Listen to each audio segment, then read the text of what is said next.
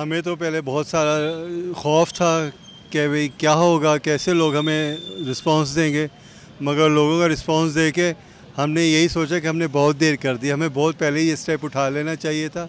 तो आज हमें पता लग रहा है, महसूस हो रहा है, हम पब्लिक और आवाम में फिर रहे हैं, वोट मांग रहे हैं, तो हमें महसूस हो रहा है कि हम वाकई इस मुल्क के शहरी हैं।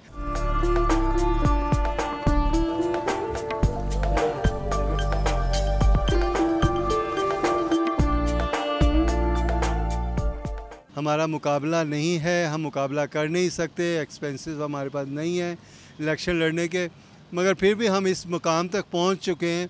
जैसे अपनी इलेक्शन कैंपेन को हम डोर टू डोर जा रहे हैं और वाकई डोर टू डोर जा रहे हैं, कॉर्नर मीटिंग्स नहीं कर रहे, कोई हमारी जलसे नहीं हो रहे, कोई जुलूस नहीं हो रहे, कोई बैनर्स हमारे खंभों पे नहीं लगे हुए, क्योंकि हमारे पास इतने अखराजात नहीं थे।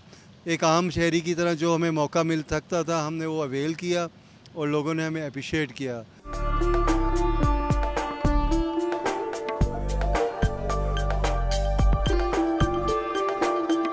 हमें कि कोई झिड़कता नहीं है, क्योंकि इन्हीं गलियों में, इन्हीं सड़कों के ऊपर हमारे ट्रांसजेंडर नॉक करके भीख मांगते हैं, गाड़ियों के शीशे नॉक करके उनसे हेल्प मांगते हैं। तो उसमें थोड़ा सा उन्हें बुरा लगता था, कोई बुरा समझता था, मगर हमारी मजबूरी हमें इस जगह तक ले गई थी।